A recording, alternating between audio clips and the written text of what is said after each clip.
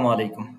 আজকে আমরা জানবো AutoCAD সফটওয়্যারটি ওপেন করার পরে আমাদের যেই অবস্থাটা তৈরি হয়, সেখানে আমরা AutoCAD এর বিভিন্ন এলিমেন্ট সম্পর্কে জানবো। আমরা সর্বপ্রথম যদি আসি, এখানে দেখতে পাচ্ছেন এই যে হোম লেখা, এখানে যে থেকে শুরু করে এই যে পুরোটা এইটাকে আমরা বলি হয় রিবন। AutoCAD এর ভাষায় এটাকে রিবন বলা হয়, যে রিবনের ভিতরে অনেক কিছুই আছে। আমরা রিবন বলি, যেটা আমি এখন যদি আপনাদেরকে একটু বড় করে দেখাই, স্ক্রিনে আমার এই মুহূর্তে যে অংশটা দেখতেছেন এটা হচ্ছে রিবন। এই যে এখান থেকে শুরু করে একেবারে এই পর্যন্ত এই পুরোটাকে আমরা সাধারণত কি বলি? রিবন বলি। এই যে এটা হচ্ছে আমাদের রিবন।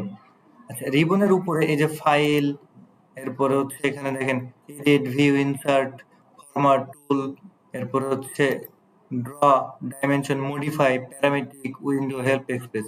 এটাকে আমরা বলি মেনু বার। এটাকে আমরা কি বলি?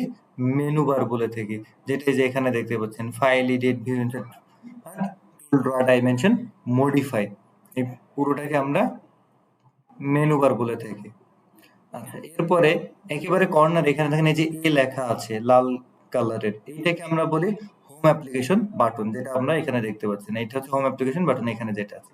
তার পাশে এই যে ওপেন, সেভ, সেভ অ্যাজ, তারপর প্রিন্ট, প্লট যেটা আছে, এইটাকে আমরা সাধারণত বলে থাকি কুইক অ্যাক্সেস টুলবার, যেমন এখানে দেখতে পাচ্ছেন এই কুইক অ্যাক্সেস টুলবার। এরপরে আমরা একদম নিচে যে অংশটা থাকে, এই যে এখানে দেখেন মডেল থেকে শুরু করে যেটাতে আমি ক্লিক করতেছি, এই পুরোটাই হচ্ছে আমাদের, এইটাকে বলা হয় স্ট্যাটাস বার। এই যে এখানে দেখতে পাচ্ছেন এইটা হচ্ছে আমাদের স্ট্যাটাস বার।